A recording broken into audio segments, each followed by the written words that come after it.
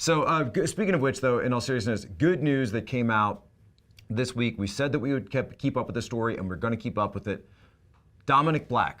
You guys remember Dominic Black? He was Kyle Rittenhouse's friend who actually purchased the AR-15 for him. He was the one who said, I'm going to buy these, but I'm going to hold it for you in Illinois, remember, or excuse me, in Wisconsin. So it never crossed those state lines. Kyle Rittenhouse lived in Illinois, Dominic Black lived in Wisconsin, and the AR-15 never crossed state lines. Well, Dominic Black just had his felony charges dropped. He's accepted a plea deal. He's essentially just going to, it's a non-criminal citation. They've dropped the whole thing. Binger and Lunchbox are taking the L again.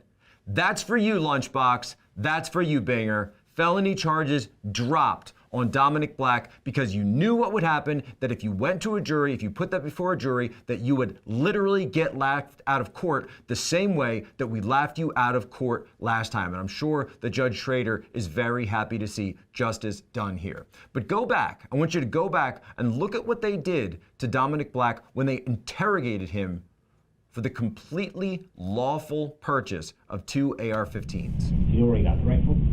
Yeah, it's mine. You got it from my dad's house. Okay, so it's your rifle? Yeah. He bought it with his money, but I got it for him. Yeah, I know, but like in my head, like I could have stopped it. So he spent his money, but I told him it's going under my name. The whole thing has been pled down. Dominic Black's plea deal will result in a non-criminal citation according to court documents filed on Friday. He would be required to pay a fine of $2,000. Black was charged in 2020 on 2 counts of providing a firearm to a minor. He purchased an AR-15 for Rittenhouse, who was 17 years old when he brought the gun to a riot in Kenosha, Wisconsin. Rittenhouse was too young to purchase the gun legally at the time. Now, here's the problem with that, of course.